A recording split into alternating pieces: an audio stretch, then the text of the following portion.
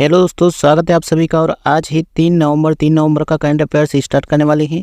चलिए दोस्तों शुरू करते हैं। अगर आपको वीडियो अच्छा लगे तो लाइक जरूर करना। चलिए पहला क्वेश्चन हमारा, केलिस कोला नामक कोकीन के लिए एक नया टीका किस देश ने विकसित किया है? तो ये ब्राज़ील के द्वारा किया गया साथियों।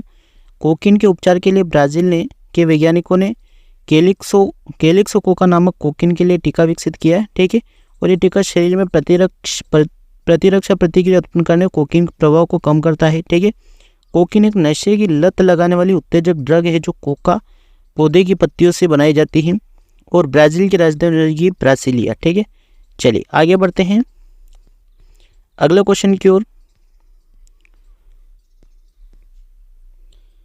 अगला क्वेश्चन हमारा, इंटरकनेक्टेड डिजास्टर रिस्क रिपोर्ट 2023 किसके द्वारा जारी की गई? तो institute for environment and human security के द्वारा। ठीक है, इंपॉर्टेंट पॉइंट है, हाल ही में United Nations university institute for environment and human security द्वारा इंटरकनेक्टेड डिजास्टर रिस्क रिपोर्ट 2023 जारी की गई और ये रिपोर्ट जल संकट से संबंधित है। किससे? जल संकट से। ठीक है, रिपोर्ट के मुताबिक भारत में सिंधु गंगा के मैदानी के कुछ इलाके पहले ही भूजल की कमी के खतरनाक बिंदु को पार कर चुके हैं। रिपोर्ट में कहा गया है कि भारत दुनिया में भूजल का सबसे बड़ा उपयोग करता है, जो अमेरिका और चीन के संयुक्त उपयोग से भी अधिक है। ठीक है, चलिए बढ़ते हैं हम अगले क्वेश्चन की ओर।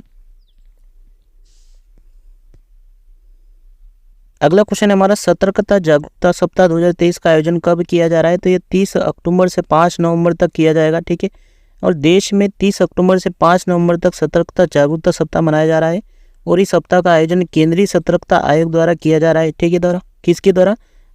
केंद्रीय सतर्कता आयोग द्वारा। ठीक है, थीम क्या है इसकी? भ्रष्टाचार का विरोध करें, राष्ट्र के प्रति समर्पित रहें। ठीक है, और उद्देश्य है इसका सार्वजनिक जीवन में सत्यनिष्ठा और नैतिकता के महत्व के बारे में जागरूकता बढ़ाना।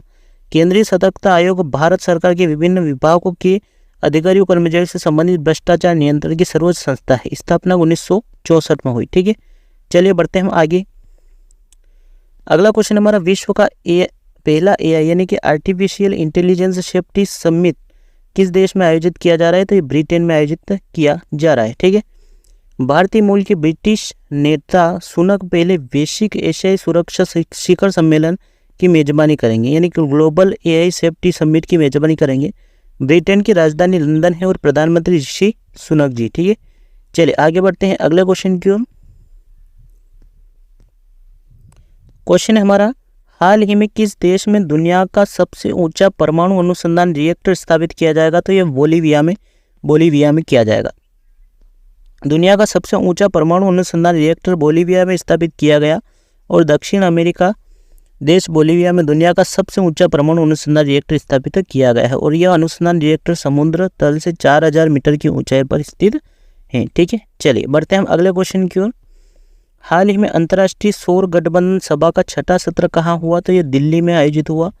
कब हुआ है ये? अंतर्राष्ट्रीय सौर गठबंधन की 6वीं सभा का आयोजन 30 अक्टूबर से 2 नवंबर 2023 तक नई दिल्ली में किया गया, यानी कि कल तक। सबसे महत्वपूर्ण योगदान के रूप में ISA उन देशों में निवेश लाना चाहता है जिन्हें ऊर्जा तक पहुंच की आवश्यकता है।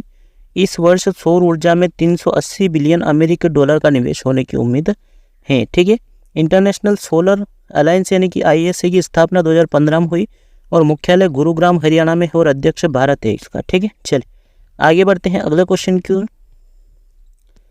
अगला क्वेश्चन है, हाल ही में संयुक्त राष्ट्र सभा ने गाजा प्रस्ताव को मंजूरी दी। प्रस्ताव किस देश द्वारा तैयार किया गया? तो जॉर्डन के द्वारा किया गया तैयार। अक्टूबर 2023 में संयुक्त राष्ट्र महासभा ने गाजा प्रस्ताव को मंजूरी दे दी। उद्देश्य है गाजा में नागरिकों की सुरक्षा और कानूनी और मानवीय दायित्वों को कायम रखना। ठीक है, जॉर्डन की राजधानी हो जाएगी अम्मान। ठीक है, चलिए आगे बढ़ते हैं। अगला क्वेश्चन है, आज का लास्ट क्वेश्चन है हमारा, हाल ही में किस स्टेडियम में सचिन तेंदुलकर की प्रतिमा का अनावरण किया गया? तो वानखेड़े स्टेडियम में किया गया है। मुंबई के वानखेड़े स्टेडियम में क्रिकेट सचिन तेंदुलकर की प्रतिमा का अनावरण किया गया। सचिन तेंदुलकर को 1994 में अर्जुन पुरस्कार, 1997 में खेल रत्न और 1998 में पद्मश्री और 2008 में पद्म विभूषण प्राप्त हुआ था। ये चारों ध्यान में रखना बहुत ही इंपॉर्टेंट बनेंगे एग्जाम की दृष्टि से। ठीक है, और इसके अलावा एकमात्र खिलाड़ी है जिन्हें 2013 में भारत रत्न से सम्मानित किया गया। कब? 2013 में भारत रत्न दिया गया था। ठीक है, चलिए मिलते हैं दोस्तों नेक्स्ट वीडियो में। वीडियो अच्छा लगा हो तो लाइक जरूर करना और चैनल को सब्सक्राइब कर लेना ऐसे वीडियोस देखने के लिए। Thank you, all the best.